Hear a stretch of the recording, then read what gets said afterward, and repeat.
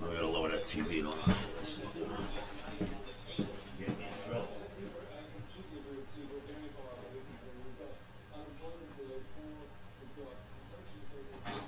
No such thing as stagflation right now. Whoever is saying that, throw them off television, please.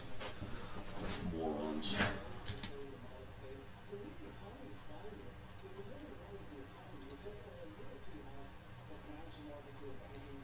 You can pin messages to the top.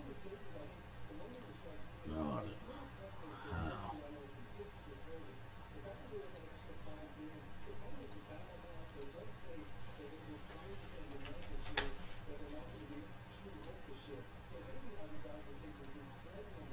Perfect.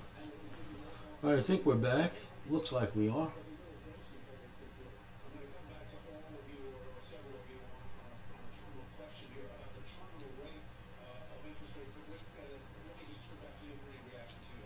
Keep playing.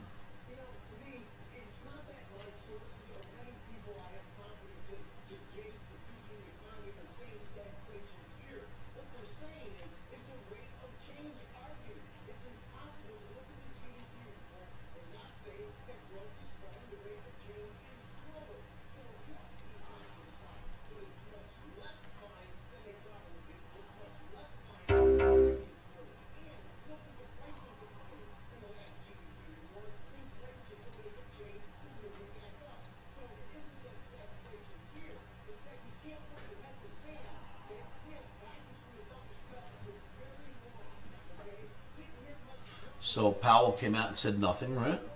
So we are not doing anything. Everything looks normal to me, as we expected.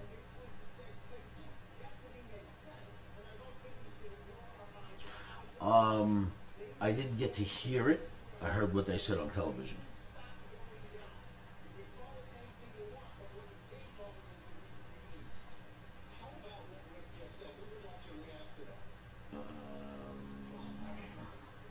Bonds didn't really move much. S&P just went up and back down. It didn't really move much. No changes. Love the fact that crude's getting hit though. See crude? Let me see. It might be behind my camera. Let me move it. Crude's right here. Down 309. The press conference is what's really going to matter.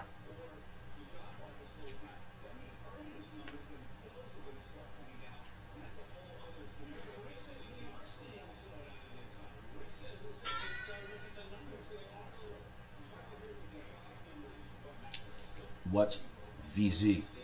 It's not Verizon. What is that, Andrew?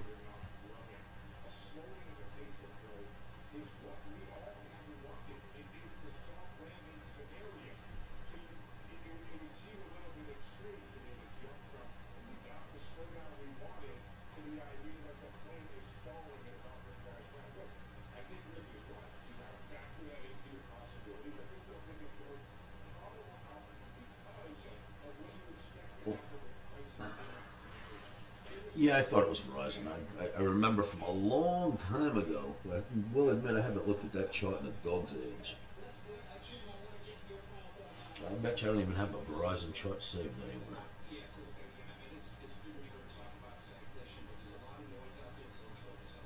So let's go like this for a moment. And I can pull up some other stuff.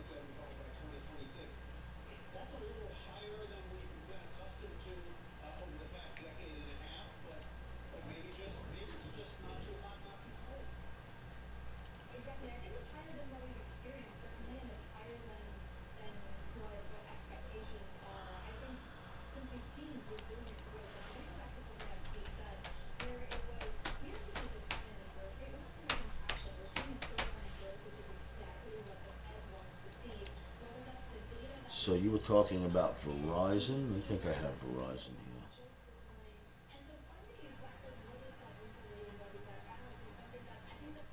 So Verizon does not look good to me. Of course, anything can go up, but it kind of looks like it wants to come down a little bit.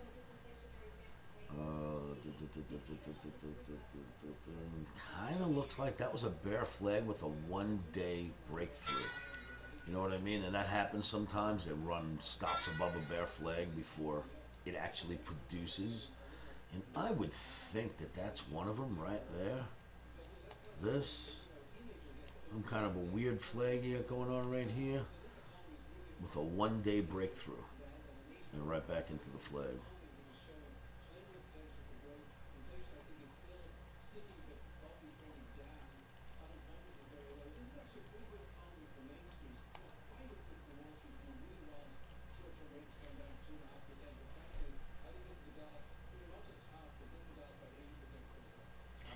Is that a double top? I guess, absolutely. Absolutely. Close enough for me.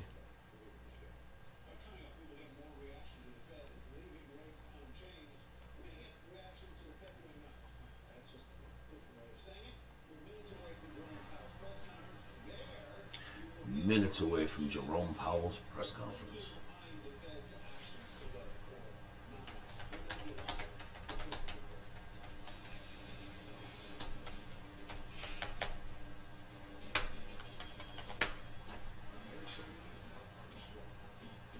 How do we end that statement? What do we do when we see a double top?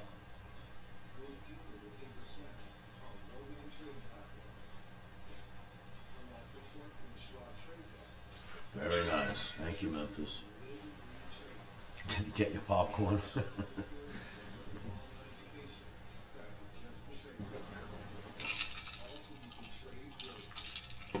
All right. Boy, if we could figure out how to have someone program to make this chat room make a sound, I would just stay here. This will work out just fine for me.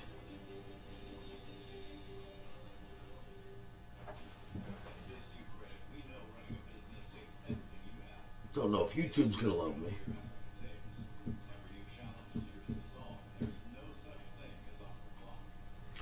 So anything jumping out at us, gold never made it to its sell level, it's just hanging around.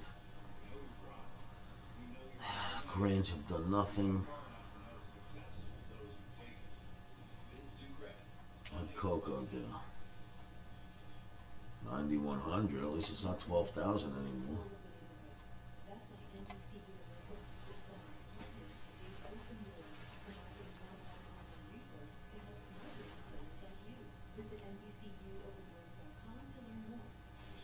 Orange juice up 11. That's a thing.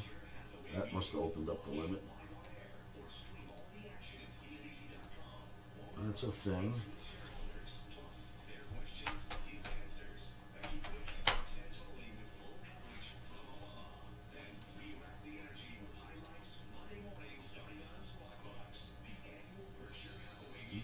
Nothing really.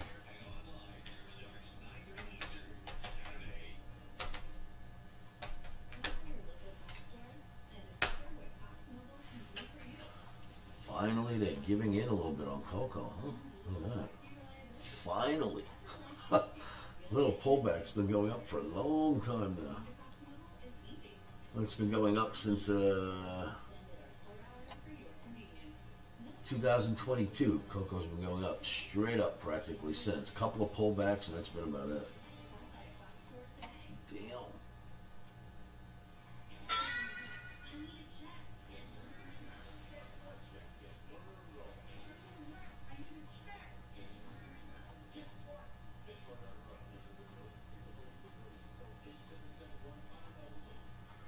Bonds aren't looking any better either, are they? Oh, I think the wrong thing. It's ZBM on this machine. Yes, it is.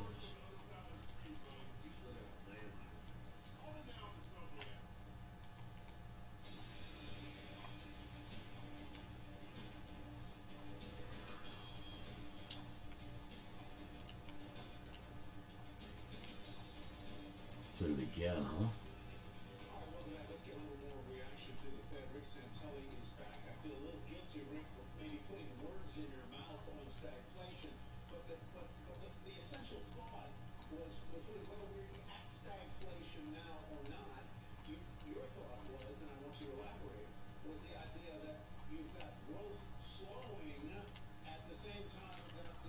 Where do you have growth slowing? Where do you make this shit up from? Where does TV make these figures up from?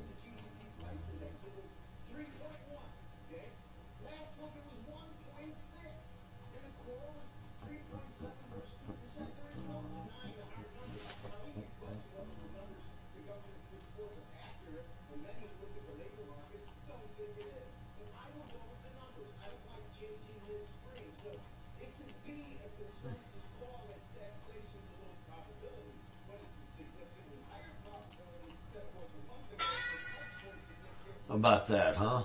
I gave you guys that note the day it happened. The very day it happened. Told you that was capitulation. Put it in a video, no less.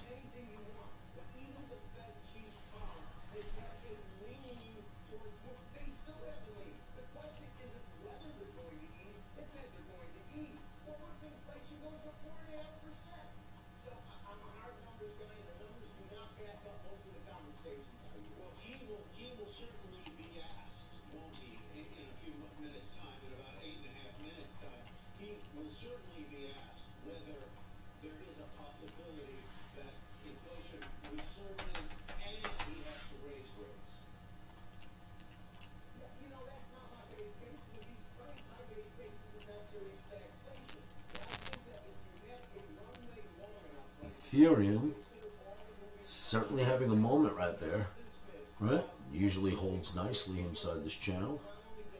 If it gets out, it's ugly. It gets back in, it holds. Challenge moment.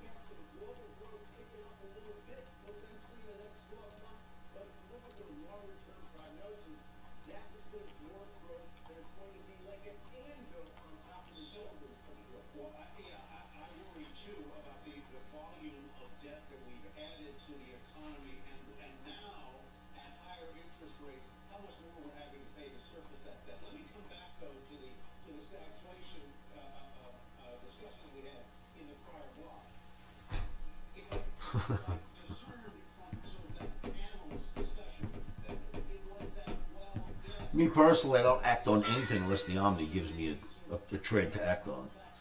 I'll look at it, I'll know it's coming, I'll wait for the Omni to tell me what to do, and then I'll trade the Omni. Now, of course, if I didn't have an Omni to use, you know, I'm going to use my skills and get in and out, but it's a lot riskier as far as I'm concerned than using my Omni trades.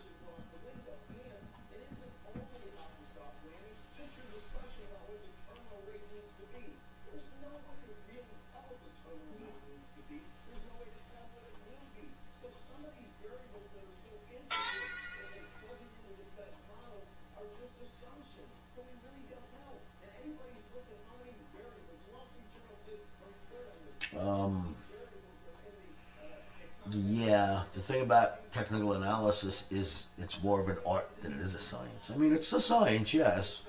It's got more art than science, I think. Or more like 40-60 than 20-80.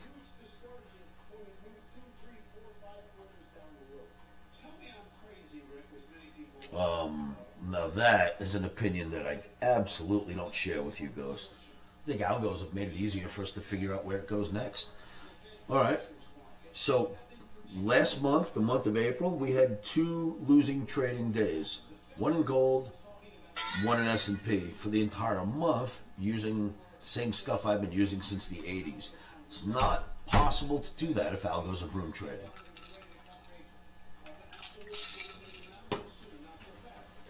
And we traded just about every day for the month of April. We had 2 losing trades. You can't do that if the markets are ruined.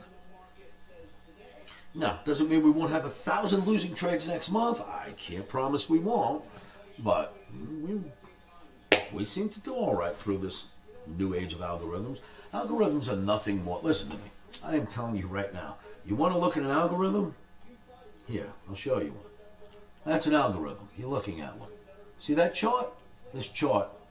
Every algorithm that's ever been built is built on chart price movement.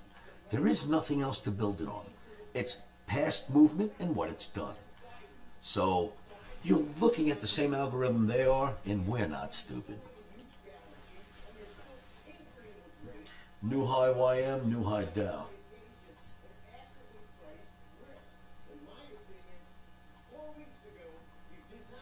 I'm with you, James. I mean, anyone who thinks the markets are ruined is someone who probably has the wrong approach, and just by chance, what they do is almost opposite of what the market does, and they kind of think that there's something wrong with the market.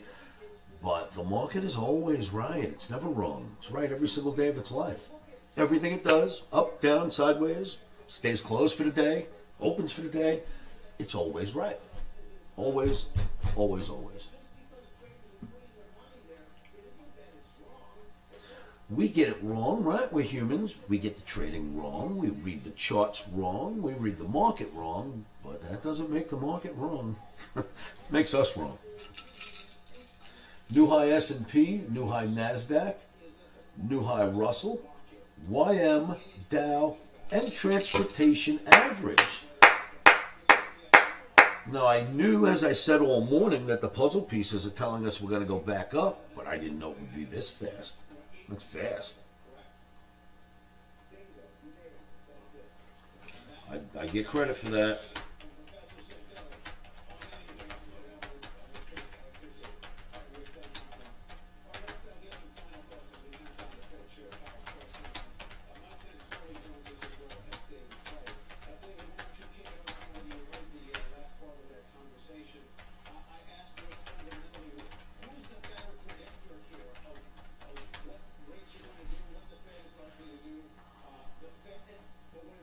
But I did think it wouldn't start until later in the week or next week. Didn't expect it to just happen like that. I still don't know if it'll stay positive, Neil. I expect this to be a little bit next week, but anything's possible.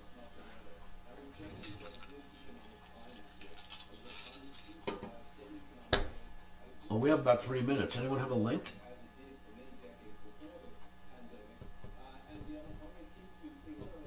You know that short covering before Powell speaks, right? He speaks in 2 minutes, and suddenly we're making new highs right before he speaks. It's Wall Street speaking. They're getting even, if you will, getting out of a little bit of stuff, just in case he says something they don't like. The other thing they may be doing is bringing it up so that they can get short before Powell speaks. I don't have an opinion on what the market will do when Powell speaks. He's smart enough to talk it up if that's what he wants. He knows how to talk it down if that's what he wants.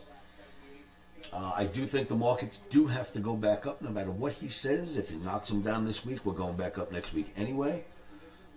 Just based on we've had a lot of movement, we need to now go back up. And even if we're heading down further, we got to backfill a little bit. That will come today, next week, whenever.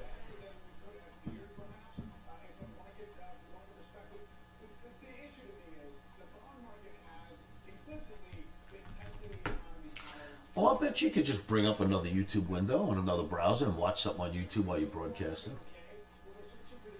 Might get me in trouble, I don't know. We're not sure about any of this, Dano. What gets you in trouble and what doesn't? What constitutes an issue?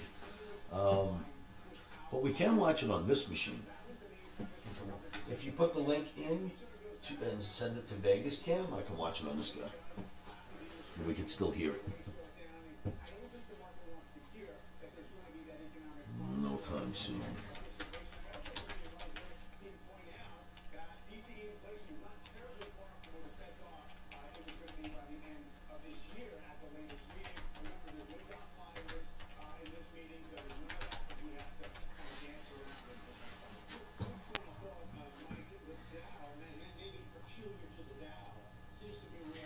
Dollar coming down before Powell speaks. What do they know?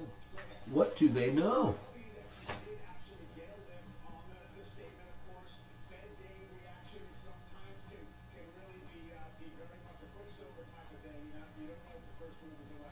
Yeah, but Exiles, there's no way he's going to talk about lowering rates. No way. It's never been his idea to begin with to lower rates.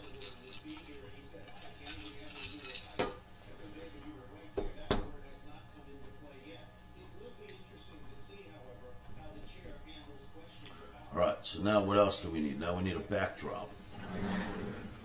I have a banner. I just put my bat out if it's long enough.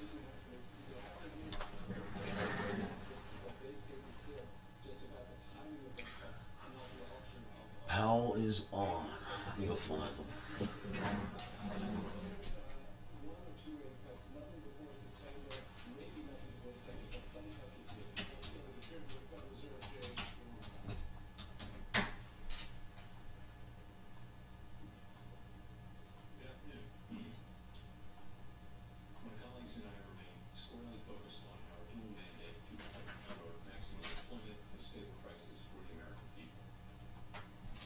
And that's very good news. But inflation is still too high.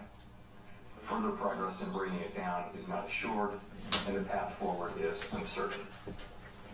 We are fully committed to returning inflation to our 2% goal. Restoring price stability is essential to achieve a sustainably strong labor market that benefits all. Today, the FOMC decided to leave our policy interest rate unchanged and to continue to reduce our securities holdings, though at a slower pace. Our restrictive stance of monetary policy has been putting downward pressure on economic activity and inflation, and the risks to achieving our employment and inflation goals have moved toward better balance over the past year. That's bullish. However, in recent months, inflation has shown a lack of further progress toward our 2% objective, and we remain highly attentive to inflation risks. I'll have more to say about monetary policy after briefly reviewing economic developments. Recent indicators suggest that economic activity has continued to expand at a solid pace. Although GDP growth moderated from 3.4% in the fourth quarter of last year to 1.6% in the first quarter, private domestic final purchases, which excludes inventory investment, government spending, and net exports, and usually sends a clearer signal on underlying demand, was 3.1% in the first quarter, as strong as the second half of 2023. Consumer spending has been robust over the past several quarters, even as high interest rates have weighed on housing and equipment investment. Improving supply conditions have supported resilient demand and the strong performance of the U.S. economy over the past year. The labor market remains relatively tight, but supply and demand conditions have come into better balance. Payroll job gains averaged 276,000 jobs per month in the first quarter, while the unemployment rate remains low at 3.8%. Strong job creation over the past year has been accompanied by an increase in the supply of workers, reflecting increases in participation among individuals aged 25 to 54 years and the continued strong pace of immigration. Nominal wage growth has eased over the past year and the jobs to workers gap has narrowed, but labor demand still exceeds the supply of available workers. Dollar new low, huh? Damn. Inflation has eased notably over the past year, but remains above our longer run goal of 2%. Total PCE prices rose 2.7% over the 12 months ending in March. Excluding the volatile food and energy categories, core PCE prices rose 2.8%. The inflation data received so far this year have been higher than expected. Although some measures of short-term inflation expectations have increased in recent months, longer-term inflation expectations appear to remain well anchored, as reflected in a broad range of surveys of households, businesses, and forecasters, as well as measures from financial markets. The Fed's monetary policy actions are guided by our mandate to promote maximum employment and stable prices for the American people. My colleagues and I are acutely aware that high inflation imposes significant hardship as it erodes purchasing power. especially for those least able to meet the higher costs of essentials like food, housing, and transportation. We are strongly committed to returning inflation to our 2% objective. Resistance. The committee decided at today's meeting to maintain the target range for the federal funds rate at 5.25% to 5.5%, and to continue the process of significantly reducing our securities holdings, though at a slower pace. Over the past year, as labor market tightness has eased and inflation has declined, the risks to achieving our employment and inflation goals have moved toward better balance. The economic outlook is uncertain, however, and we remain highly attentive to inflation risks. We've stated that we do not expect that it will be appropriate to reduce the target range for the federal funds rate until we have gained greater confidence that inflation is moving sustainably. So not moving this year. So far this year, the data have not given us that greater confidence. In particular, and as I noted knew where you earlier, were going with that, rates of Jerome. inflation have come in above expectations. It is likely that gaining such greater confidence will take longer than previously expected. Good man. We Tell are him. prepared We're to not maintain moving the current rates. target range for the federal funds rate for as long as appropriate. We're also prepared to respond to an unexpected weakening in the labor market. We know that reducing policy restraint too soon or too much could result in a reversal of the progress we've seen on inflation. At the same time, reducing policy restraint too late or too little could unduly weaken economic activity and employment. In considering any adjustments to the target range for the federal funds rate, the committee will carefully assess incoming data, the evolving outlook, and the balance of risks. Policy is well positioned to deal with the risks and uncertainties that we face in pursuing both sides of our dual mandate. We will continue to make decisions meeting by meeting. Turning to our balance sheet, the committee decided at today's meeting to slow the pace of decline in our securities holdings, consistent with the plans we released previously. Ouch. Specifically, the cap on treasury redemptions will be lowered from the current $60 billion per month to $25 billion per month as of June 1. Consistent with the committee's intention to hold primarily treasury securities in the longer run, we're leaving the cap on agency securities unchanged per month, and we will reinvest any proceeds in excess of this cap in treasury securities. With principal payments on agency securities currently running at about $15 billion per month, total portfolio runoff will amount to roughly $40 billion per month. The decision to slow the pace of runoff does not mean that our balance sheet will ultimately shrink by less than it would otherwise, but rather allows us to approach its ultimate level more gradually. In particular, slowing the pace of runoff will help ensure a smooth transition, reducing the possibility that money markets experience stress and thereby facilitating the ongoing decline in our securities holdings that are consistent with reaching the appropriate level of ample reserves. We remain committed to bringing inflation back down to our 2% goal and to keeping longer-term inflation expectations well anchored. Restoring price stability is essential to set the stage for achieving maximum employment and stable prices over the longer run. To conclude, we understand that our actions affect communities, families, and businesses across the country. Everything we do is in service to our public mission. We at the Fed will do everything we can to achieve our maximum employment and price stability goals. Thank you. I look forward to your questions. Howard Schneider with Reuters. A question to follow, if I could. Do you consider the current policy rate still, are you confident that it's sufficiently restrictive to get inflation back to 2%? So I do think the evidence shows, pretty clearly that policy is restrictive and is weighing on demand. And there are a few places I would point to for that. You can start with the labor market. So demand is still strong, the demand side of the labor market in particular, but it's cooled from its extremely high level of a couple of years ago. And you see that in job openings. You saw it, more evidence of that today in the JOLTS report, as you'll know. It's still higher than pre-pandemic, but it has been coming down both in the Indeed report and the JOLTS report. That's demand cooling. The same is true of quits and hiring rates, which have essentially normalized. I also we look at surveys of workers and surveys of workers and businesses and ask, New highs across the board. Looks great. Looks like a Christmas tree here. Look at Is it. it easy to find numbers? Love And it. you've seen that the answers to those have come back down to pre-pandemic levels. You also see in interest-sensitive spending like housing and investment, you also see that higher interest rates are weighing on those activities. So I do think it's clear that the policy is restrictive. Calling trades after they happen will not get you believed in this room, I my would say friend. that we believe it is restrictive, and we believe over time it will be sufficiently restrictive. That will be a question that the data will have to answer. So as a follow-up, if inflation Pardon me. continues running roughly sideways as it has been, the job market stays reasonably restricted. Jerome's coughing a lot. Hope we don't lose him today. Expectations are anchored and maintained. Would you disrupt that for Expectations are not anchored. are anchored or stable, roughly? Would you disrupt that for the last half point on PCE?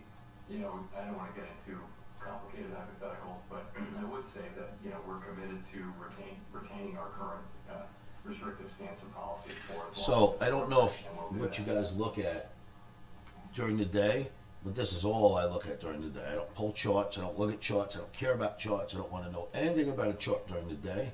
I watch this. I only use charts for analysis, never for watching markets. Go bonds, go!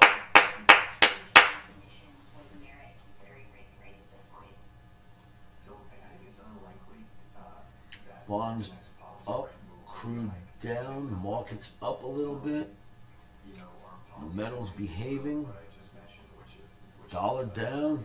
Good recipe, kids. We should have some kind of upwards movement. you know, I think we need to see persuasive evidence that our policy stance is not sufficiently restrictive to bring inflation sustainably down to 2% over time. That's not what we think we're seeing as a Bitcoin's having trouble, huh? something like that is what it would take. We look at the totality of the data, answer that question. That would include New high Russ. inflation expectations and all the other data too. This stuff's all closed. It doesn't matter. Well, I think that, again, the test, what I'm saying is if we were to come to that conclusion that policy weren't tight enough to achieve that, so it would be the totality of all of them. I'm so glad to see this BRN result. I hope it stays this way. We don't see evidence supporting that. I don't even know which way we're going for the day yet. This has no indication on where we're going to end up. Not yet. It's a Fed day.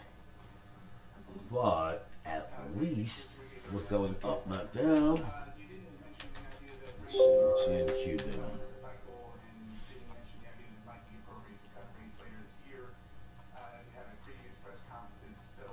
It's getting back on its feet. So on that, let me address cuts. So obviously, our decisions that we've made on policy. He didn't say anything about raising interest rates, didn't hint towards raising interest rates, didn't even go near the thought of raising interest rates, which means sometimes that means the world won't need as many dollars to buy as much U.S. assets in the future, because a lot of bonds get purchased when rates go up. So he didn't say he was going anywhere near rates, up or down, and probably was enough reason to knock the dollar back down. Proves more persistent than expected, and where the labor market remains strong, but inflation is moving sideways, and if we're not gaining greater confidence, well, that would be a case in which it could be appropriate to hold off on rate cuts. I think there's also other paths that the economy could take, which would cause us to want to consider rate cuts, and those would be two of those. Go Jerome Powell. We do get greater confidence, as you say. Take this bad boy higher for us. That Russ hopefully got out of that funky spot it was in, because I don't like where Russ was. Let's get out of that spot. Yes. Very good. Back above. Needs to hold above.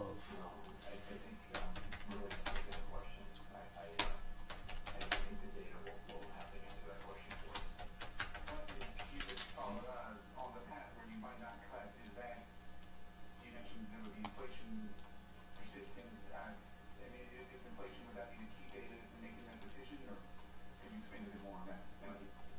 Again, we've set ourselves a task that we If we can maintain above that, we want to see that. we want to be confident that inflation is moving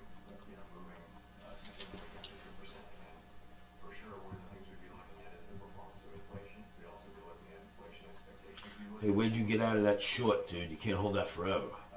Incoming inflation data would be at the very heart of that decision.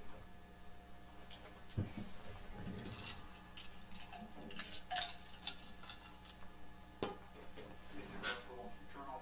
Chair Powell, to what extent has the easing in financial conditions since November contributed to the reacceleration in growth? And do you now expect a period of sustained tighter financial conditions will be needed to resume the sort of disinflation the economy saw last year? So I think it's hard to know that. I think we'll be able to look back, from down the road and look back and understand it better.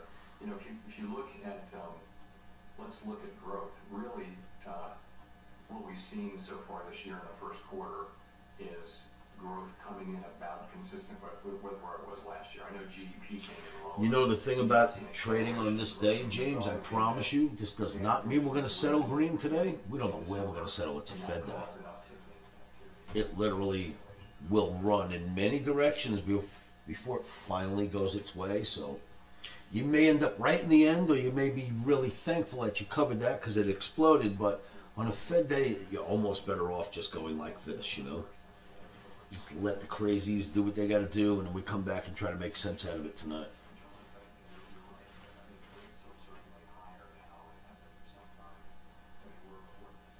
Very nice. Try not to give it back, that's all. During a Fed moment, it's not the best time for us to be trying to make sense of something that should make sense,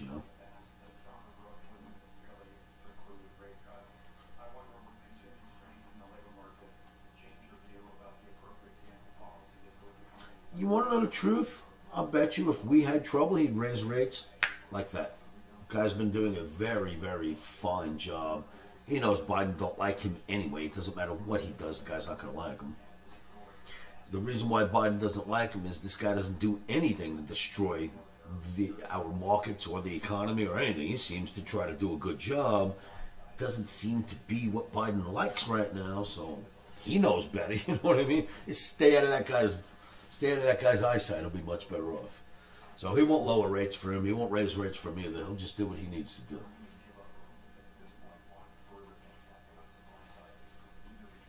We do see that companies still report that And I have found, by the way, as much as people like to say that the Fed gets swayed politically or makes moves politically, I have only seen that once or twice in my whole existence, that the Fed actually made a move and you could almost tell he was kind of worried about what the president had to say.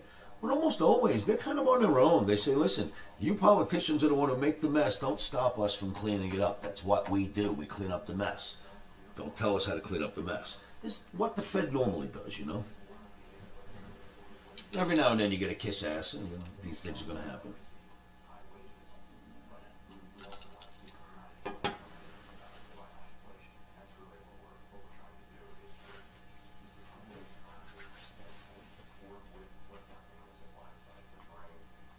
To bring the economy back to 2% inflation. Part of that will probably be having wage increases move down. New low dollar index.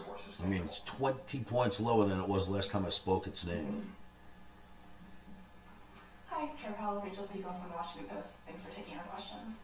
You touched Washington on needing Post. time to gain more confidence that inflation is sustainably moving back down. Surprised I'm not asking him about Monica It's Lewinsky. May now.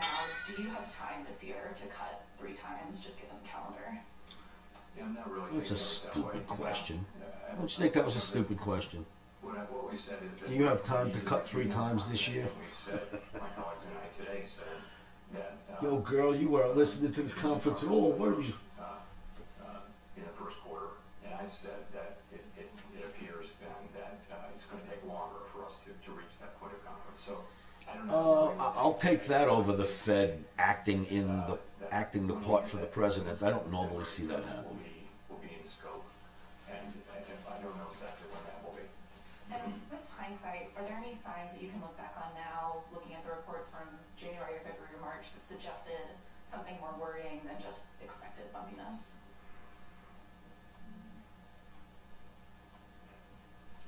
I'm not really. So I thought it was I will tell you this, Tim. until we had the full This chat room is never going to become political. let's talk about markets. We'll keep politics where it belongs, unless, Tim, unless you in some way, or me, which I'm not willing to do, become a politician and go there and change something in DC and make a change. We'll talk about markets, let the politicians politic. Everybody's going to get along just great.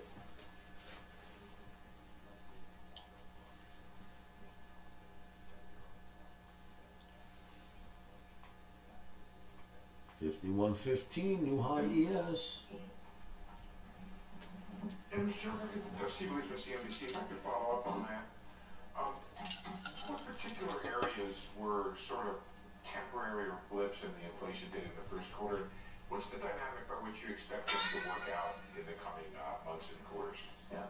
So we will, we will put the thing, we have put the thing under a microscope. I will say nothing is going to come out of that that's going to change the view. I think that, in fact, we didn't gain confidence and that it's going to take longer to get that confidence. But confidence, I just think, you know the story.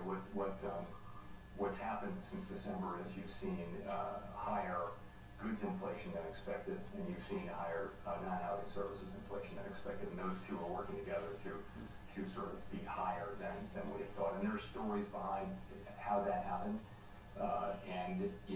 I think my expectation is that we will, over the course of this year, see inflation move back down. That's my forecast.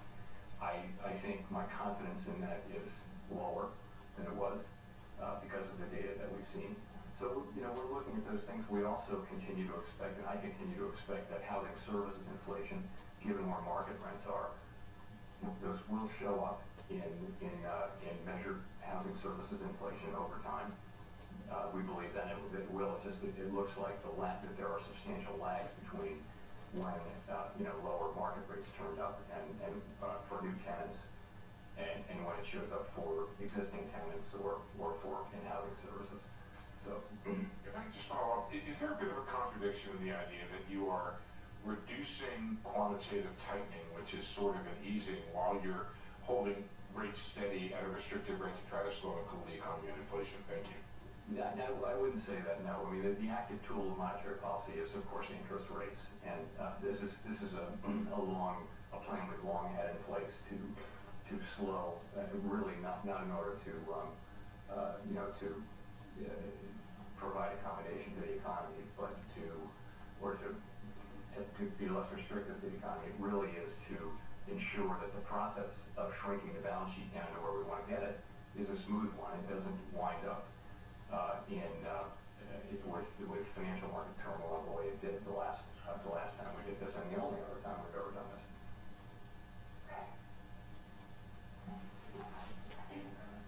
Boris from Bloomberg. Two questions. First, simple one. Given the run of data since March, has the probability in your mind of no cuts this year increased or stayed the same? That's the first question. Second question. Chair Powell, you joined the board in 2012, and I'm sure you remember, as I do, what the jobless recovery was like. Lawyers, accountants, all kinds of highly qualified people who couldn't get jobs. And given your history there, I wonder if there's an argument for being more patient with inflation here. We have strong productivity growth that's helping wages go up. We have good employment. And so it seems to me there's a lot of hysteria about inflation. I agree, it's, nobody likes it, but is there an argument for being patient and working with the economic cycle to get it down over time? Thank you. So on your first question, I don't have a probability estimate for you, but all I can say is that, we've said that we didn't think it'd be appropriate to cut until we were more confident that inflation was moving sustainably on 2%.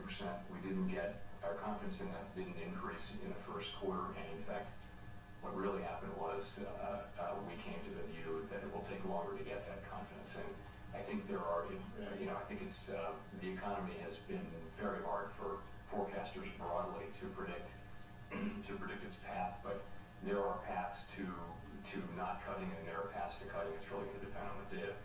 In terms of the employment mandate, to your point, numbers. Our sort of framework document says that when you look at the two mandate goals, and if one of them's further away from goal than the other, then you focus on that one. It actually, it's the time to get back there, times times how far it is from the goal, and that was clearly inflation. So our focus Sorry about was that. very much Had to on inflation. had to get that thought out. And this is what we refer to in the statement. As inflation has come down now to below 3%. You know, they've got gold on the run. It's more expensive than it's ever been before. When it does go down, it doesn't go down dramatically. We had something called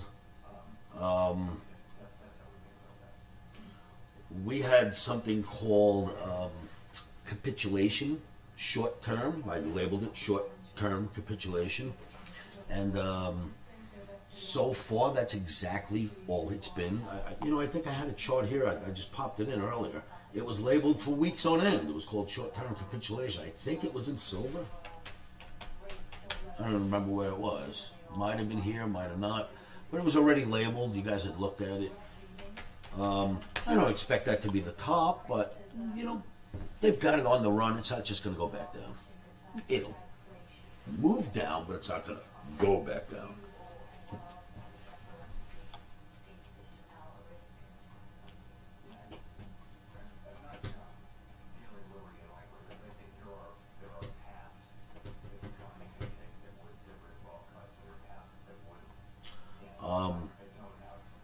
Tim, don't take that wrong. Just that, throwing in, dropping money from a plane, that's why we have inflation. Let's just talk about markets. Who cares what these knuckleheads do? And certainly Jerome Powell didn't do that. But our politicians do crazy stuff. Our Fed has to clean up their mess. That's the only thing I really like to concentrate on. What's the Fed doing to clean up whatever has to be done by politicians to make things move forward? Fed's job is to keep that running. They don't make the decisions. Their job's to clean up the mess. It's a tough spot for them. New high Ross, new high NASDAQ, new high ES.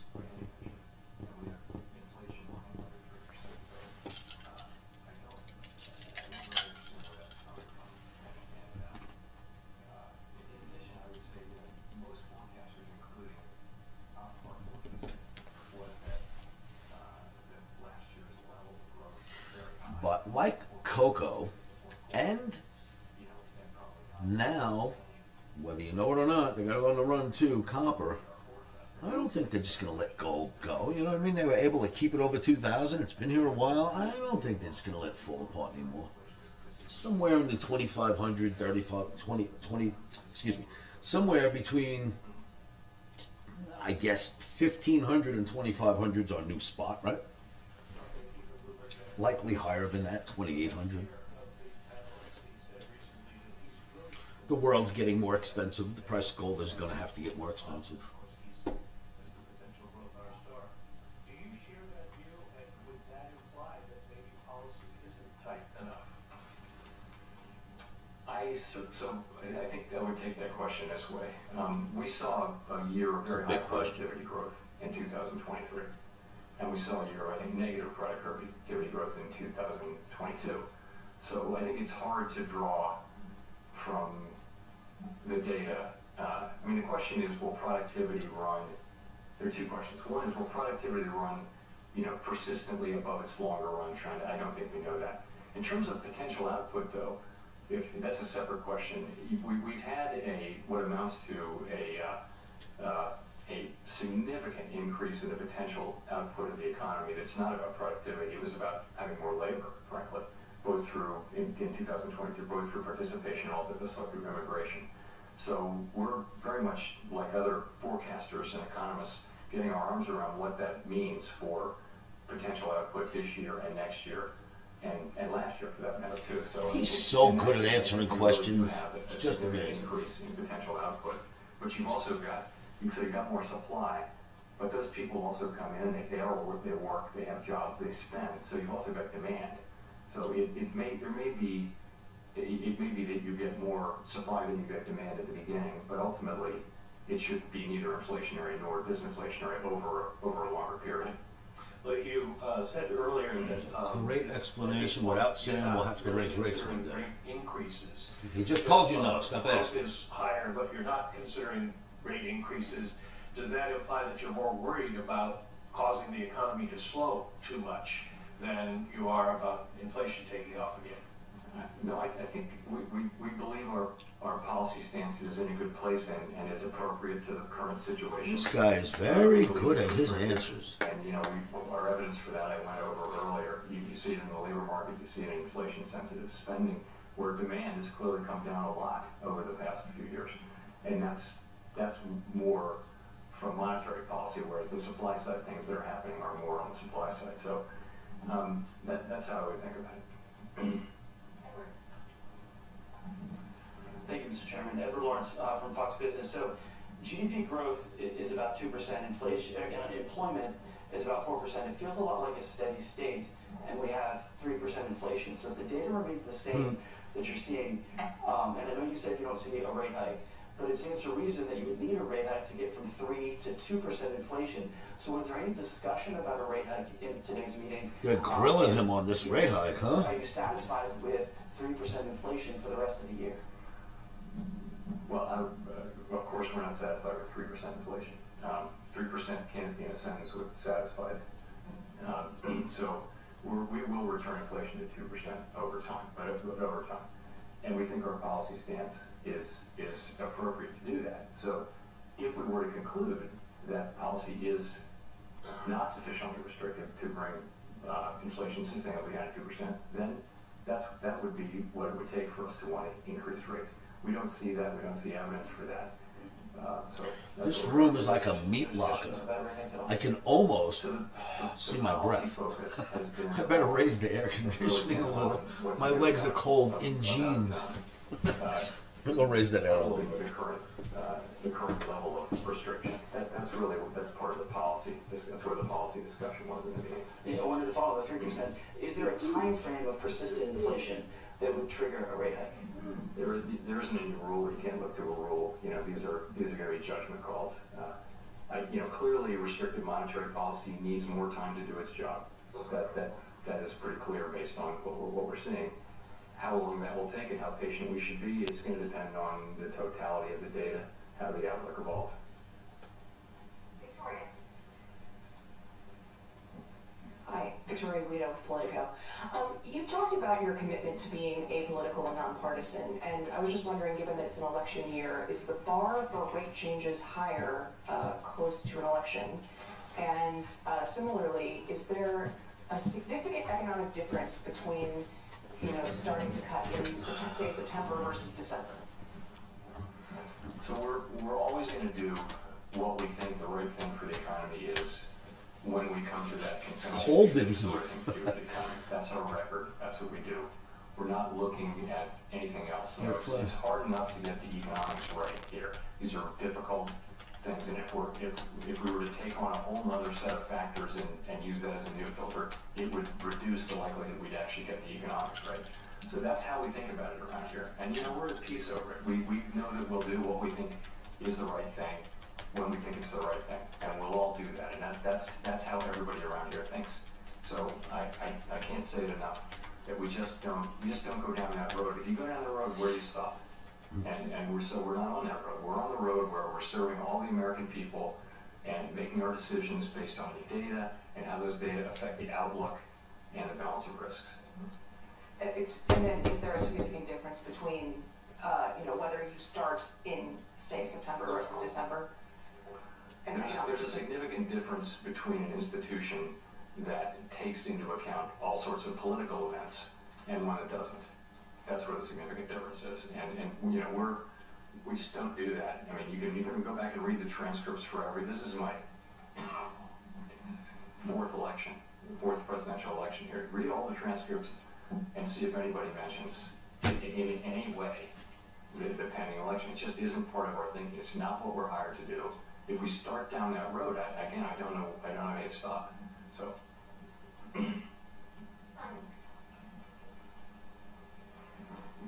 Thank you, Chair Powell.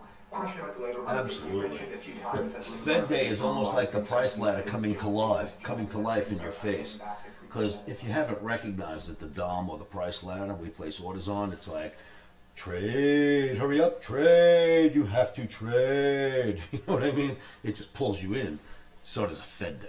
All that action just pulls you in. 3 years ago, essentially all wage measures have come down substantially to that. But they are not down to where they were before the pandemic. They're still roughly a percentage. Now, am I allowed to be rebroadcasting Powell, or is this going to get me in some kind of YouTube trouble? Does anybody know what the rules are on this? I know if I play music, I get myself in trouble. Am I allowed to be broadcasting Powell? Yeah, I mean, it's that part of it is bumpy, and again, we don't target wage increases, but if, you know, in the longer run, if you have wage increases running higher than productivity would warrant. So, am I not allowed? Oh, I'm fine. But if I had music on in the background, I'd be in trouble, right?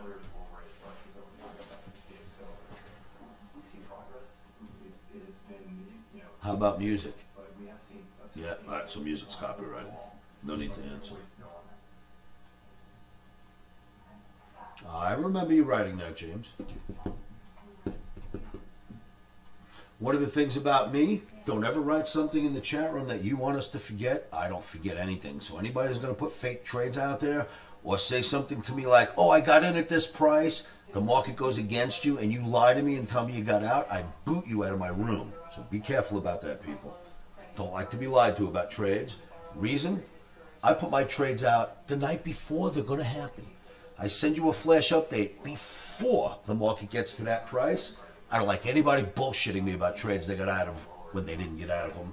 They got in them when they didn't get in them. I work way too hard for that nonsense. So, and I'm good at catching you guys. Any of you do that, you're booted just like that. I'll be putting fake trades in this room. Just thought I'd set some boundaries on that one. I'm really good at catching people in lies too, so don't dare lie to me. You'll regret that in a minute. Anyone that bullshits me about a trade, I promise you I'm booting you right out of the room. Because my neck goes out on the block. I am as honest as the day is long. I don't lie about anything. Don't like being lied to either. So with me, you must realize I'm in a position where when I send out a trade, it goes out to people all over the world, and it's unretractable. You can't take it back and pretend. You can't say I meant to say this. You can't say I really won when I lost. There is no retracting the trades I put out. I'm very honest about what I do.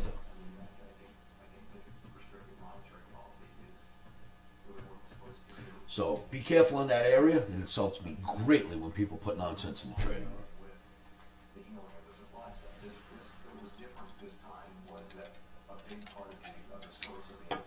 But certainly James did write that. You were not lying. That was not directed at you at all, James. What, I guess you guys understand what I'm getting at. When I start getting people to go, the market hits a level, then drops 20 points, and they put out, oh, I shorted it up there, and then it goes against them, and they talk about, oh, I got out break even. That's the crap I don't like. You know what I mean? That I don't like. But you were honest, James. That has nothing to do with you. I don't mind what you do. You mentioned it before you did it. That's fair game with me.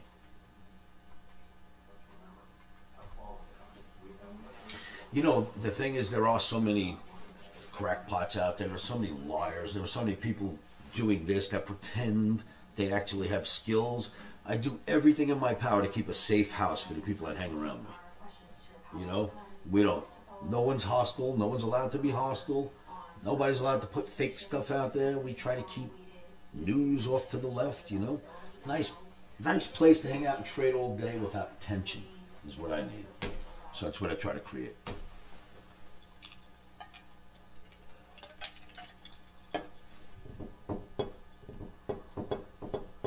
So when he stops speaking, I think that's when we'll get the actual move the market wanted to make. You know what I mean? If it wanted to go down, we're going to find that out. If it wants to blast off for new highs, we're going to find that out. You got to let him quit speaking first. There are funds that can't put their money on the line until he stops speaking because you never know what they're going to say. That's called market rent, and you can see market rents are barely going up at all. The inflation. Yeah, no, James, you're fine. Yeah, you know how people are, right? You've seen that in plenty of rooms. Ha ha! S&P went up to 26.75. I was short up there. Don't you remember I said something? You know, they do stuff like that. That I'm not big on. Years actually to get all the way into rents for tenants who are rolling over their leases. Landlords don't tend to charge as much of an increase to a rollover tenant for whatever reason. What are we talking And what about? that does is it builds up a sort of an unrealized portion of increases when there have been big increases. And what happens is, you know, it's complicated, but the story is it just takes some time for that to get in. Now, I am confident that as long as market rents remain low, this is going to show up in measured inflation, assuming that market rents do remain low. What will be the exact timing of it? I think we've learned that the lags are longer. We now think significantly longer than we thought at the beginning. I have to ask you, Mr. confident Powell, it will come, but not so what confident state the do you timing have of it. where rents are But yes, low? I expected that. Where do you know a state where rents are low? Thank you, Chair Powell, for taking the questions. This is Nicholas Jasinski from Barron's Magazine. It seems that over the past 3 or 4 years, economies and central banks in developed markets have been on more or less the same trajectory, easing during the pandemic, fighting inflation with restrictive policy on the way out. Feels like that may be ending in 2024 based on some of the economic data from Europe and the US and Japan and statements from those central banks as well. So my question is, what considerations or risks does a period of more divergent global economic trajectories and central bank policies present for the FOMC? So that you're right. I think that may happen, and you know that we all serve domestic mandates, right? So I think the difference between the United States and other countries that are now considering rate cuts is that they're just not having the kind of growth we're having. They have their inflation is performing about like ours or maybe a little better, but they're not experiencing the kind of growth we're experiencing. So No, man, this is the U.S. miracle. It's always that way here, Jerome. Get used to it. high job creation and all of that, and we can be patient and we'll be careful and cautious as we approach the decision to cut rates. Whereas I think other jurisdictions may go before that. In terms of the implications, I think obviously markets see it coming. It's priced in now, and so I think the markets and economies can adapt to it. And I think we haven't seen, in addition for the emerging market economies, we haven't seen the kind of turmoil that was more frequent 20 years ago, 30 years ago. And that's, I think, partly because emerging market countries, many of them have much better monetary policy frameworks. Sure, they don't just flip rates as quickly as they used to. That's absolutely true. I agree with you there, Jerome, no doubt.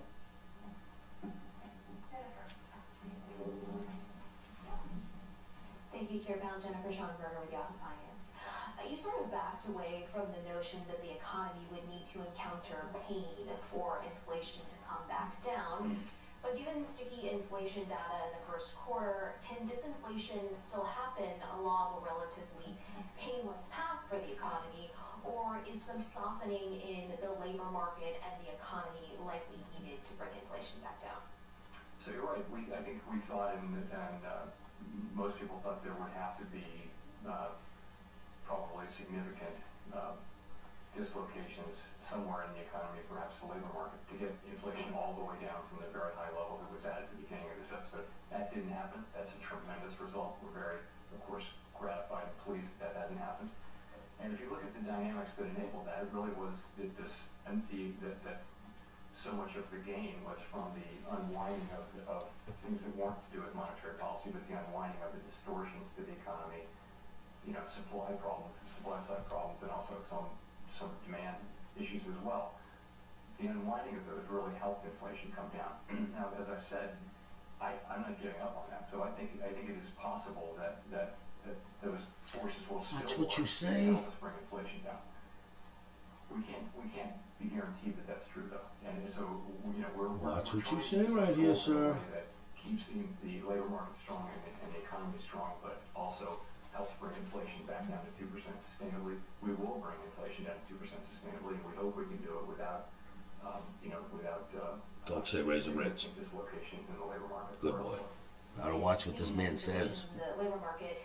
In terms of cutting, you said if there were weakness in the job market, that could be a reason to cut rates. So if the unemployment rate were to tick above 4%, but inflation not back down to your 2% target, how would you look at that? Would the unemployment rate popping back above 4% catch your attention? You know, I said an unexpected weakening is the way I characterize it. Jerome, tell her I'm not going to entertain if-then scenarios unless they take You know, place. it would be, have to be Brush her off. meaningful and get our attention and lead us to think that. He should just tell her that you're bringing up an if-then scenario that doesn't exist. Why am I wasting my time on that? Would probably not do that, but a broader, would be a broader thing that would suggest that, that it would be appropriate to consider, cutting. I think whether you decide to cut will depend on all the facts and circumstances, not just that one. Chair Powell, thanks for taking the question. Kyle Campbell with American Banker.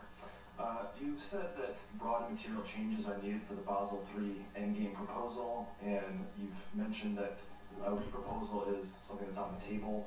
As you've had more time to sort of sit with the public commentary, process that, and understand the options available to you, do you have a better sense of whether a reproposal will be necessary? And do you have a timeline in mind for when some sort of movement will be made on that front, either a reproposal or a move to finalize? So let me start by saying that the Fed is committed to, completing this process and carrying out Basel III endgame in a way that's faithful to Basel and also comparable to what the other large comparable jurisdictions are doing. We haven't made any decisions on policy or on process at all. No decisions have been made. I'll say again though, if we conclude that reproposal is appropriate, we won't hesitate to insist on that. And then do you need to resolve issues with the capital proposal in order to advance other parts of regulatory agenda, or do you expect to continue to make progress on those other agenda items? There's no mechanical rule in place there, but I would say that the Basel III process is by far the most important thing, and really is, I think, occupying us at this time in terms of what we're moving ahead with.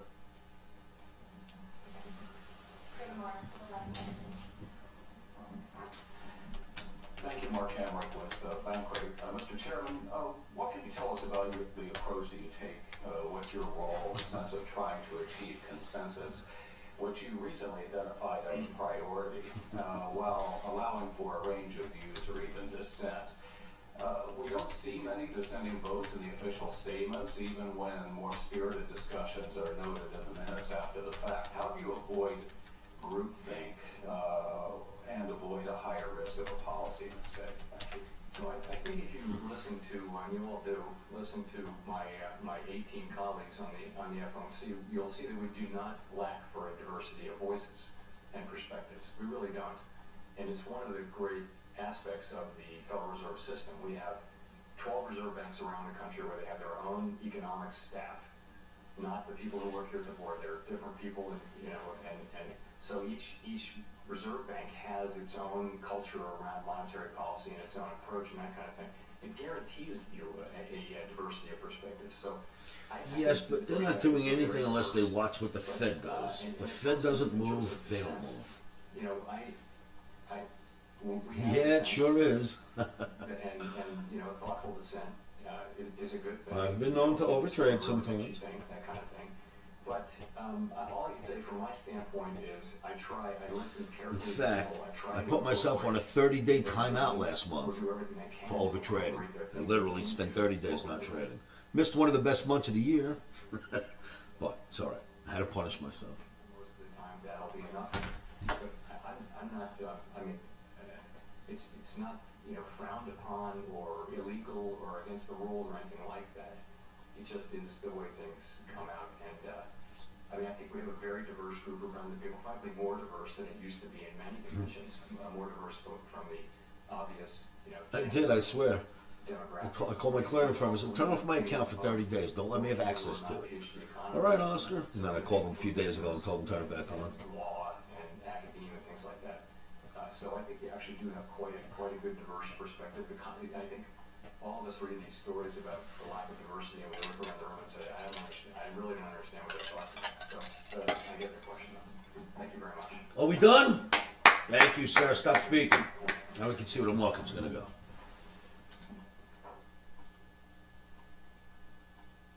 Now we'll figure out. Now we'll find out if it was going to be bullish or bearish.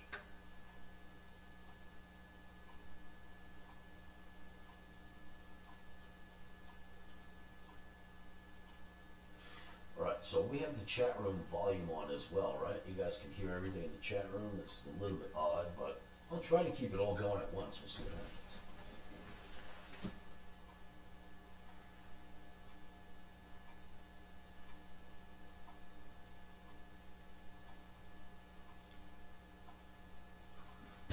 Dollar up 30 points off its low. Yeah, up 30 points off its low. Looks like gold is, maybe starting to challenge that 33 to 30 level again because it's under it. Bitcoin's having difficulty. Bonds look great. Thank you, bonds. Keep going up.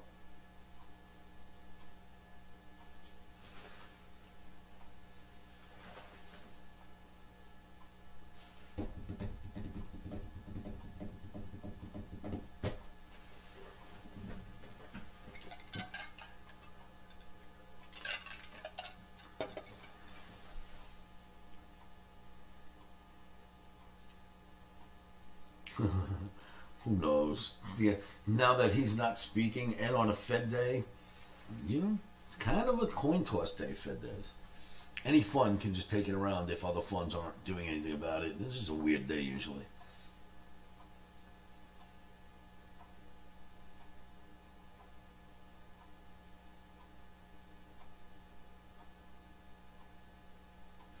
And you could do things like go back and look at what the market did on Fed days, and up, down, up, down, down, up, up, down. There is no rhyme or reason on Fed days.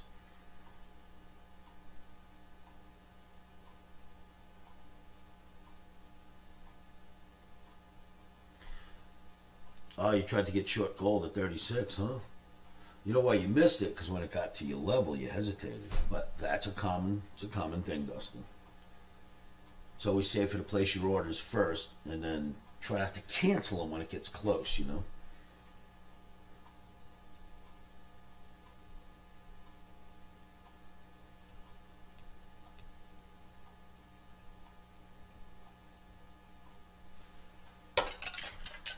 Alright, need something else to drink. We still have another. Oh, not bad. We only got another half an hour until the 4 o'clock close.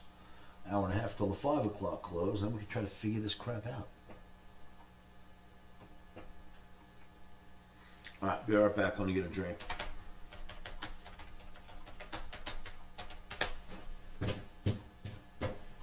Yo.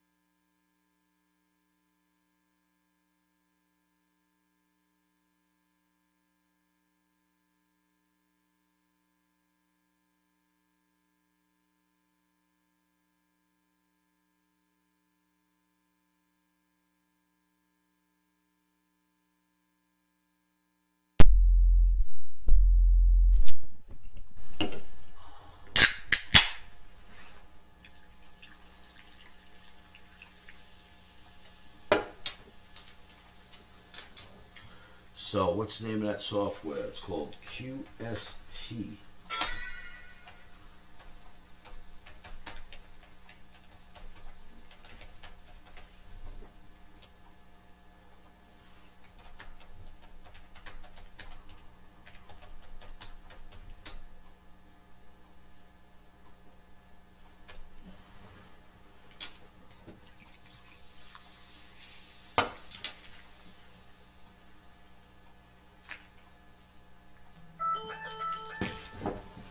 Okay. Action. I'm gonna call you back. Hey buddy, I'll call you back in a few moments when I get off camera. Yeah, cool.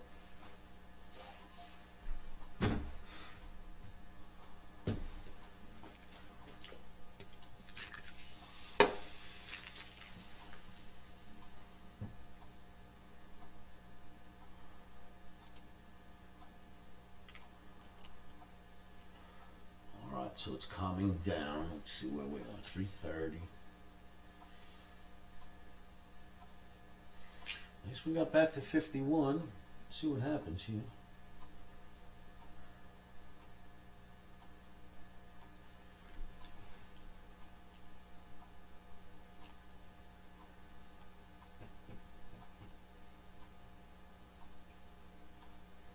I think that rush chart that we looked at before, I think it's holding well. Mikey, what you doing, kid? Can you say hello? This is not the rush chart I was looking at. This is the one I was looking at. So far, it's staying above that trend line. I'm glad to see that. Needs to hold above on the close. So far, so good.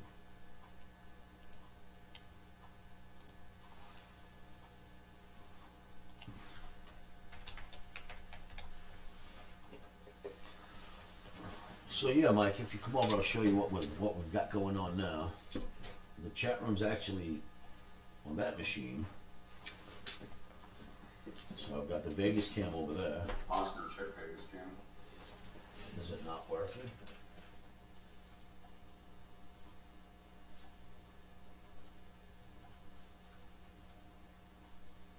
Back? Check my PM.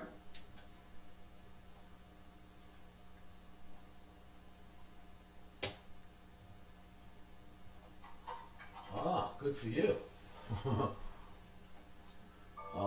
If it's the one I'm looking at. Oh, I almost typed in the wrong room.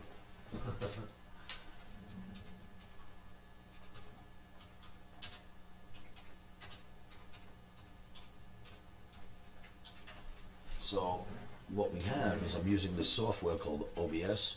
Mhm. And that allows me to broadcast to YouTube and a bunch of other places at once.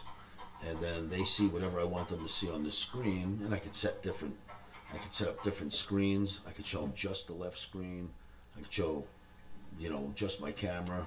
I can show anything I want if I drag it over. So, I can kind of control what I want to display. It's pretty cool. And it's got a live chat room, but it's not quite, it doesn't have all the bells and whistles like mine does, but it suffices. For sure. Looks cool. With the How dark can we background. make you do that, Dano?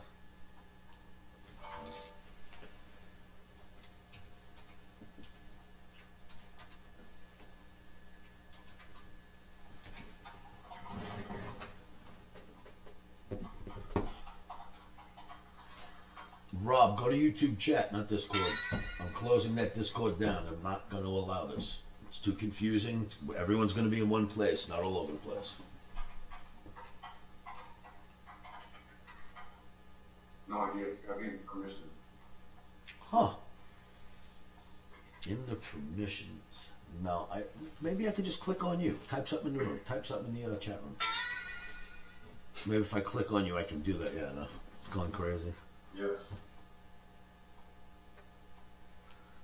Did you just type in the YouTube chat room? Oh, Daniel cannot hear me saying that, huh?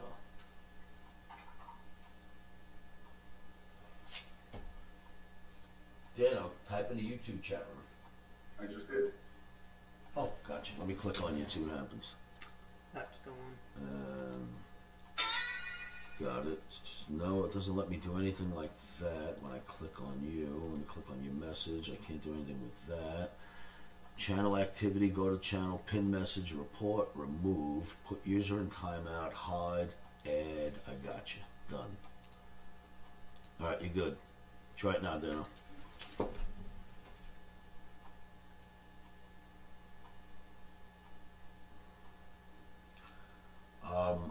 I made moderator mode for you. I think maybe that will help. You got some hair and makeup tips for me?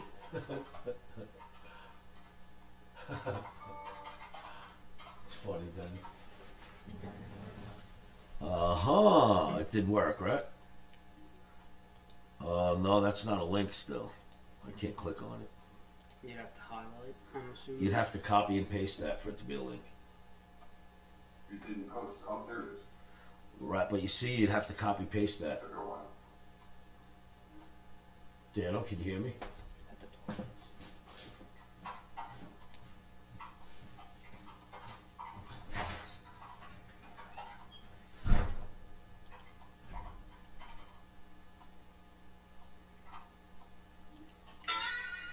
That's a link. That worked. Alright, that worked. Good. Now, if you wouldn't mind, can you close This was good, right? it? Dano, can you hear me speaking? That's gonna have to be a no. Yes. Oh, you can. So, can you now close Discord? This way it's not too confusing. I gotta herd them over to the YouTube chat room. There's no one there. There's nobody in there? Is there a way to close it so that when they try to go in, they don't line up in there?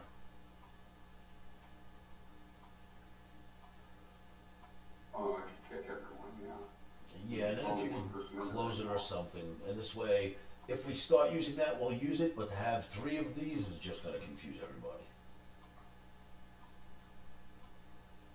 Alright, I'm gonna I turn know off. the channel altogether, yeah. Yeah, that'll work. I'm gonna turn off the microphone in the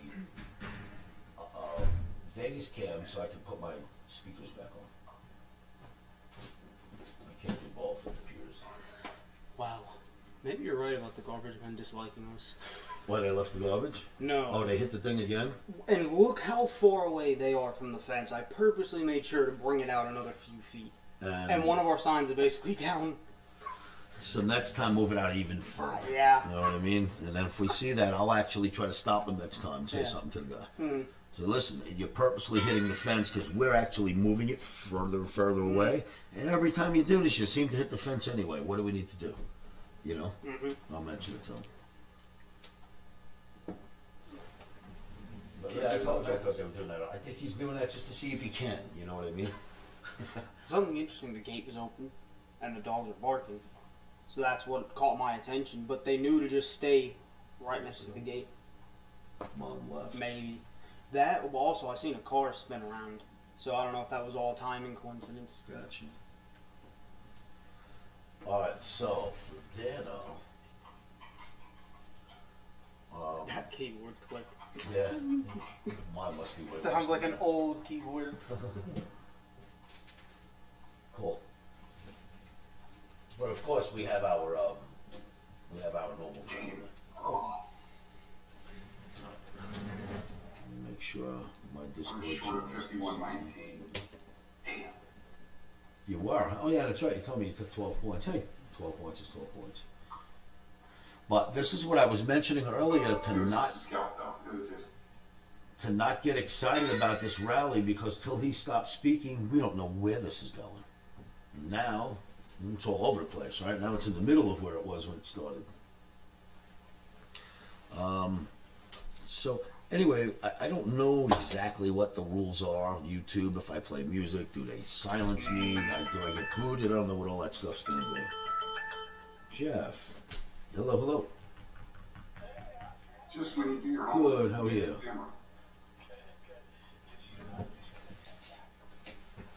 Yes, telling me not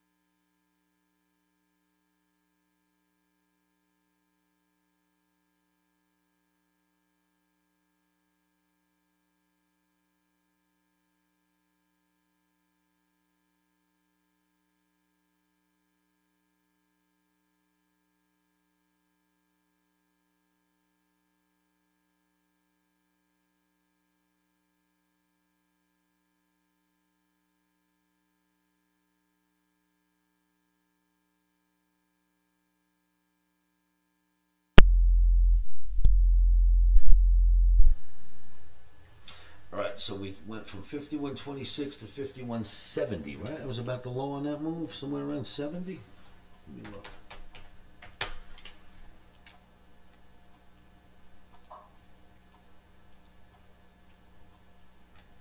$68. Wow, all the way down to 68.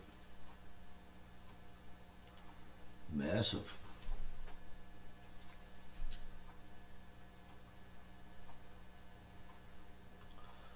So that showed you that they just rallied it up to get short.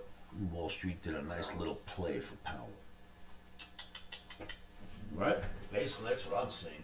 Looks like they just rallied it up to get short this afternoon.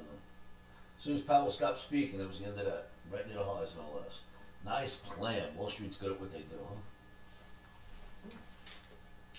Those boys are very good at what they do.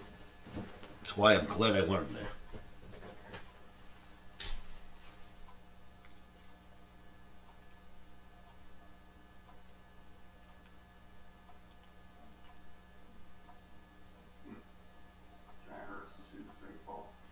You know what, though? We don't know where it's going to end up. It's a Fed day. This thing can end up higher again. You know what I mean? You just don't know where it's going to go.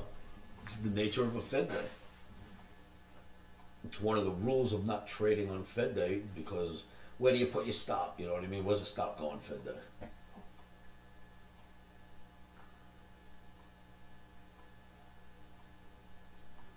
Student Deluge posted in the chat room. Oh, it's covered by your IM. Let me move that over.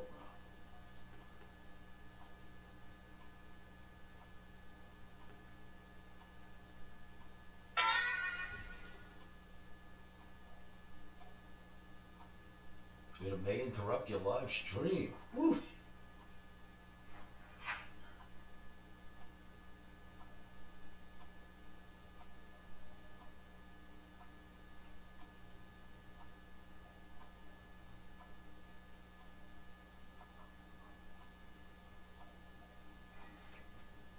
I guess I'm not playing music, huh? Reading this.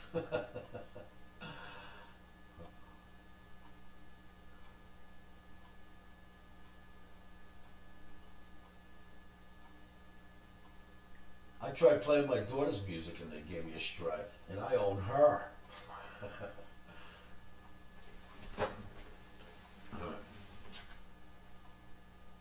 So reading through that, Daniel, obviously I'm not playing music in the background, huh? I was just saying, I tried playing Natalie's music and I got copyrighted for that. She's my daughter, so I don't know what to do about that.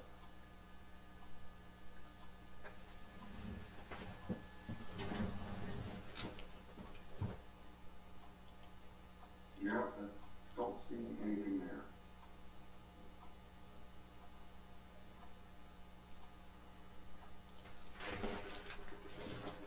Oh, What's up, Mikey? you have time for a visitor. Who's that? No. Hey, come here, you. Come here, Nuck. What's going on, buddy? What's going on, beast? Say hello. Oh, say hello. Put your head up. Say hi. Hello, beast. I figured just quick though. Sure.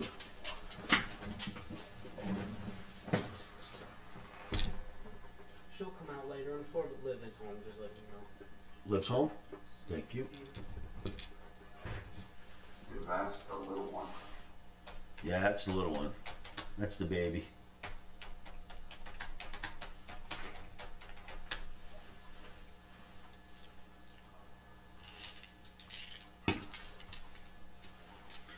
We do, everything we do is simple. This market is complicated enough. I do not bring complicated approaches to a complicated situation.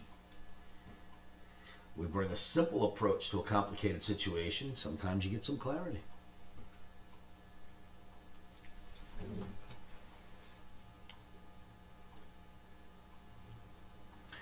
Alright, there's really nothing to look at until the close. Sure, I'm glad they didn't punch a hole in this thing.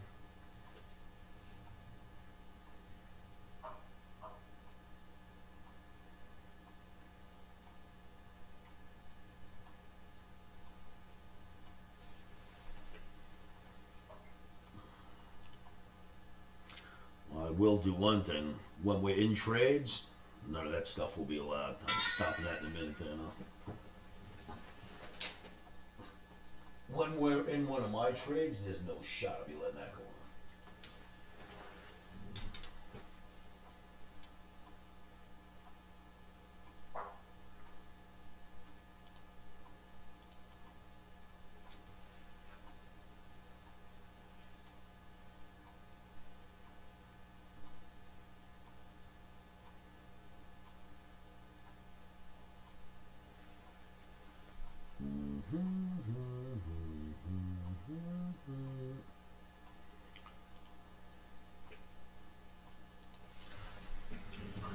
So, let's see, we've had a lot of down movement. The up days don't seem to last more than 2 or 3 at a time.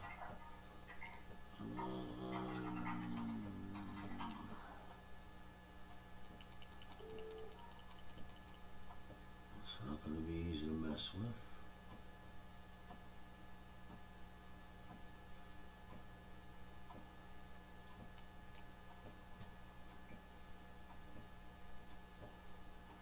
Don't look like anything I'm going to get involved in.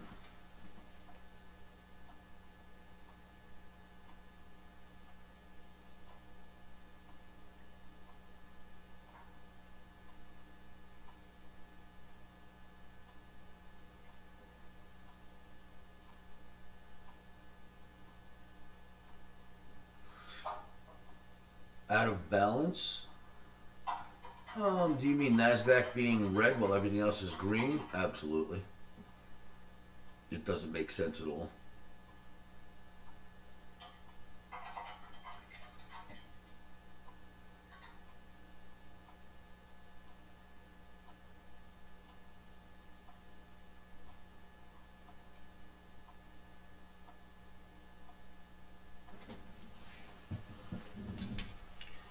Can't see Bitcoin though. You gotta move a little smaller. There we go.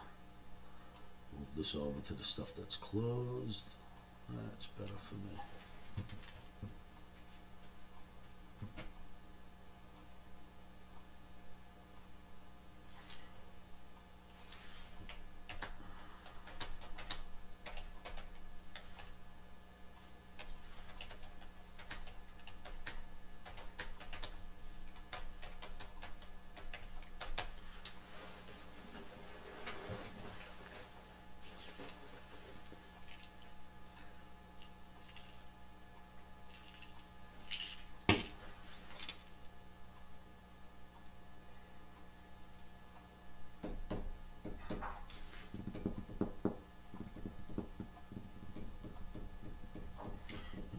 Gold did end up having trouble up near 30 anyway, right? Alright, let's see where it looks.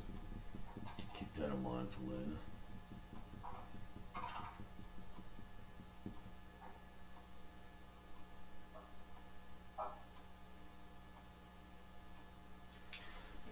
Call of Duty finished its update.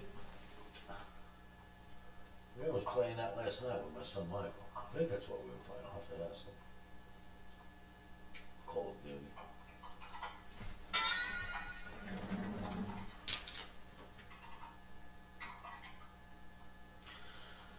Alright, so we come to the end of a day. 10 minutes left. Certainly not going to be easy to figure out tonight's mess from looking at this. I don't see anything simple here at all. Not that trading's ever easy, but sometimes the setups are easy. Getting in and out of them might not be, but sometimes the setups are right in front of your eyes. I don't see anything major just jumping out at me right now. I'll have to go fish for one.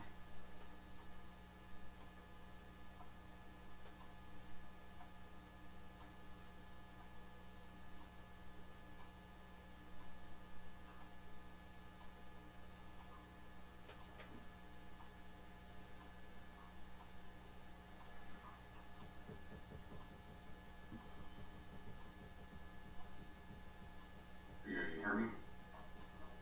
Me? I can hear you.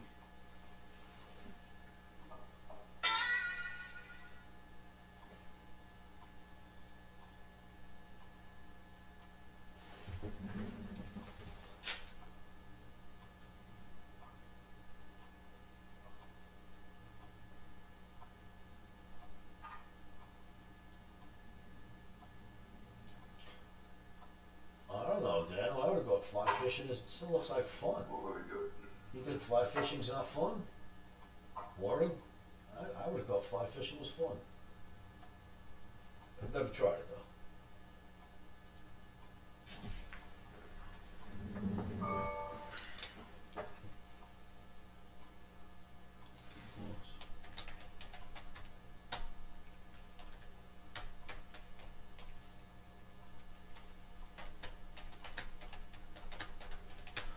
So usually I've got a live chat room for the last 15, 16 years where we all hang out, but guess this is going to be the new spot.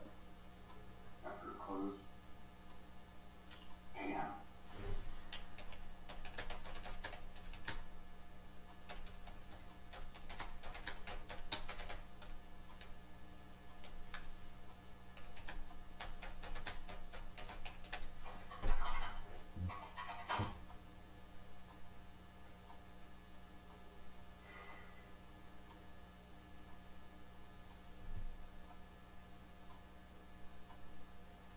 When I log in live with Oscar, website for video, trillionaire.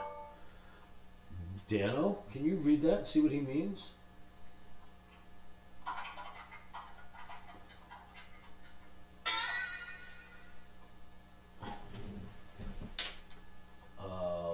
Dano, can you address that? He is trillionaire. Yeah, I don't know what that means. Can you help me out?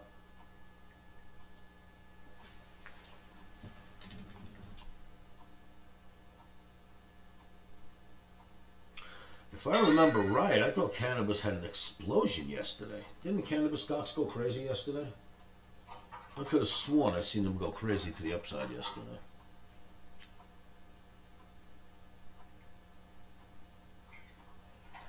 So were you able? Are you able to speak to Charles about that issue, Daniel?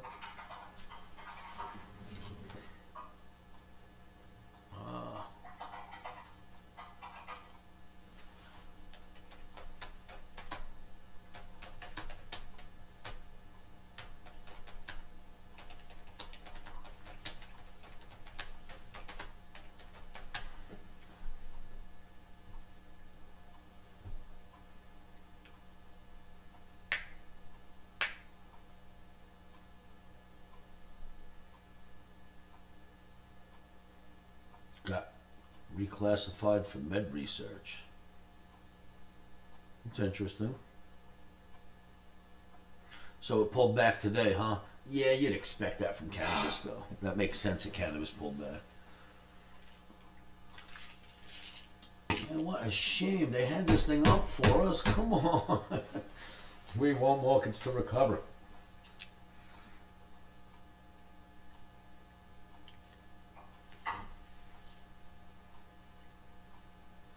So 50-52. Almost retraced its entire range. You could have been short at 19 though. Who, us? Watch this thing go. Well, I wasn't planning on trading today. I didn't even try to set trades up.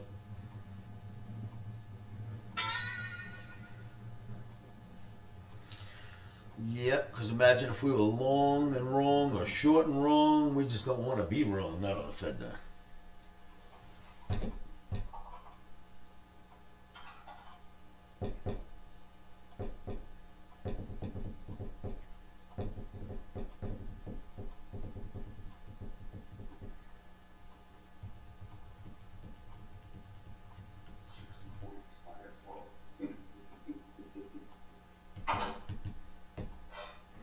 That's right, Matt. Right back to where it all began. Drops another 13 points, but unchanged on the day.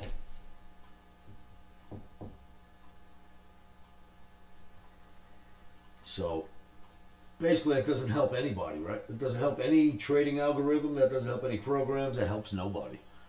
What do you do now? It's right back where it started. Luckily, I have an OMNI. I don't have to make any trading decisions. My only decision is whether or not I'm going to take the trade.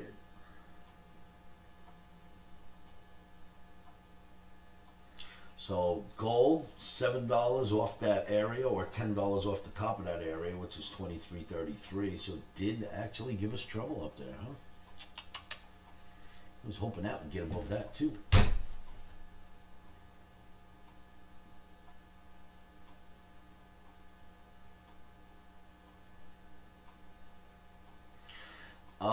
Just to be safe, you know what you should do instead of waiting for 48?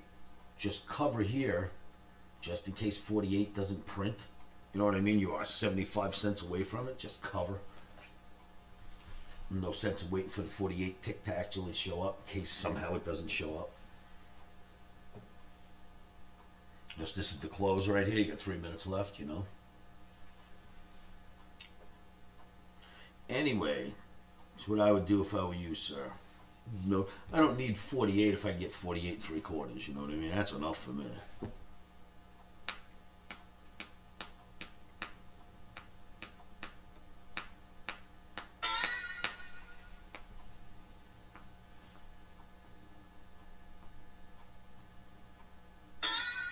Stop making noise. Very nice.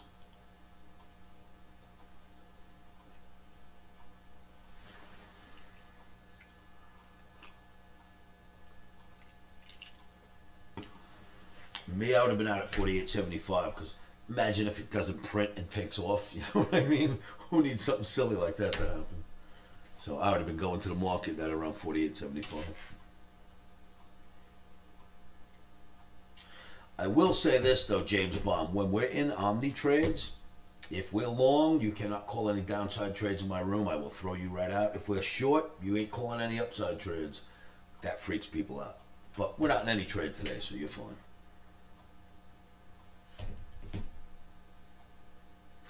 But when we are in an Omni trade, right or wrong, nobody gets to cheer against the Omni. Not freak my Omniacs out. That won't sit well. Bad enough when we're losing. We certainly don't need anyone cheering for it.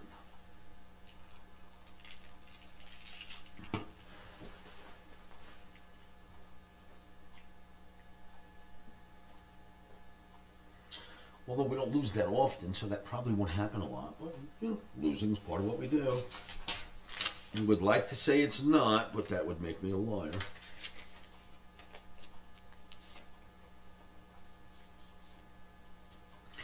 Yeah, I have to agree, but it is a Fed day. So, Tim, you know, sometimes you just got to look at a Fed day like this. You know, too much anticipation. Maybe funds had a big plan when it came out, and then when it went up, it didn't work out. And other funds tried to do something that they didn't plan on doing anyway. You never know, right? You just never know. So, almost better off to go like this on a Fed day.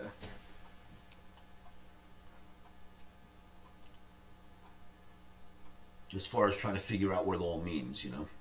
And we are way below now. Look at that. Now we're here. We're back inside that channel.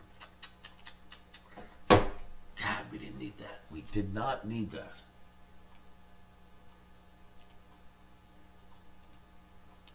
This guy, look where he is. It's trading right here inside that circle right now. Right here. That's no good either.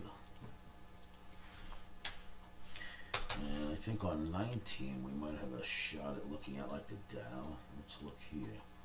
Yeah, the Dow, not good. None of this settlement is good.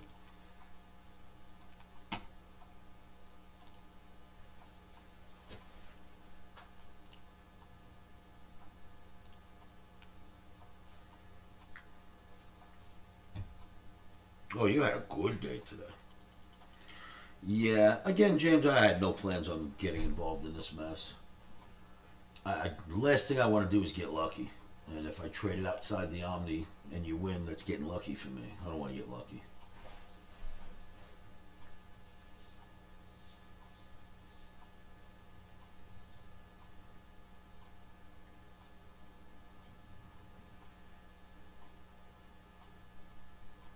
Wow, 23.18 in gold already, huh? It sure did back off that dirty spot. My goodness.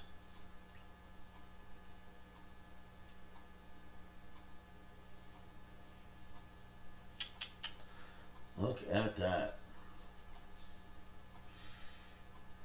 So that tells you something a lot about gold, to be honest. It's still on the downside. Well, that's not healthy. That should have gotten above that mess. And it fell right where we expected it to. Alright, what are you gonna do?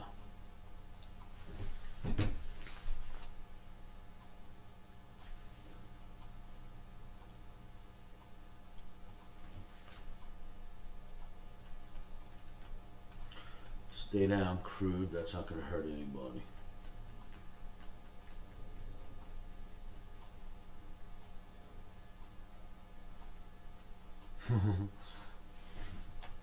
Indeed.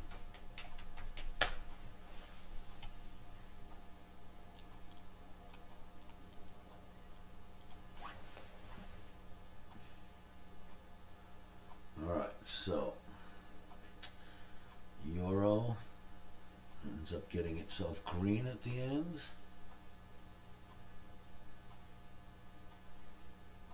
Tranny down, Dow up, and just a mess across the board. Boy, it didn't take long for my board to get ugly, right? It was beautiful looking 35 minutes ago. Look at it now. It's a big mess. There's red, green everywhere. Looks like a Christmas tree.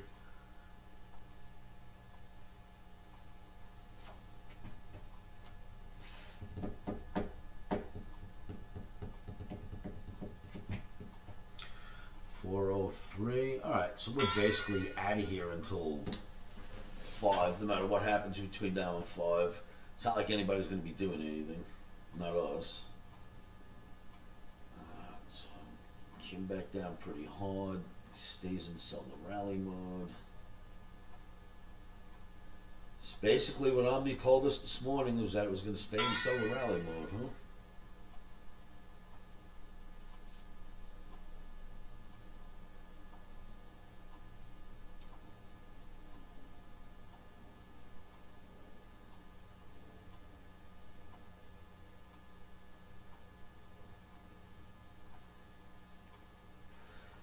%50 dividend? It should be the only stock that you have.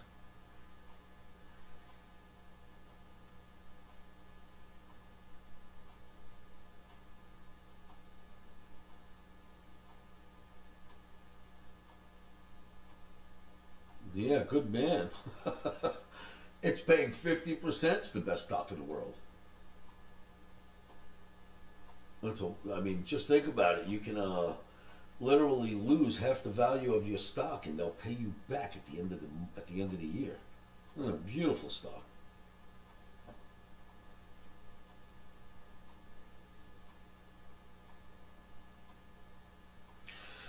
All right. I say we take a little break in the action. I'll be back doing this again after 5 p.m.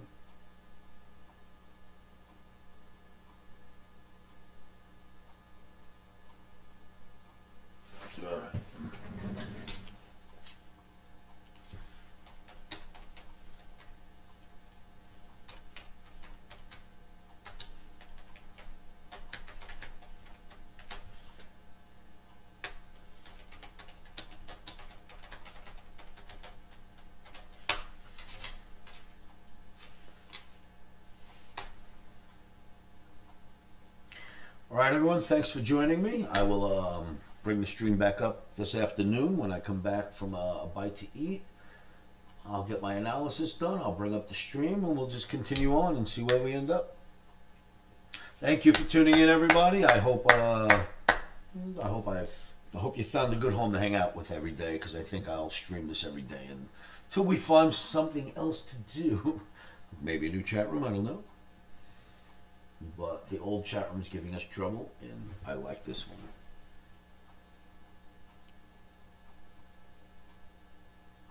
All right, see you cats in a little while. I believe hitting this button will end the stream, but I don't know that for sure. We'll find out. Hitting that button did nothing to end the stream.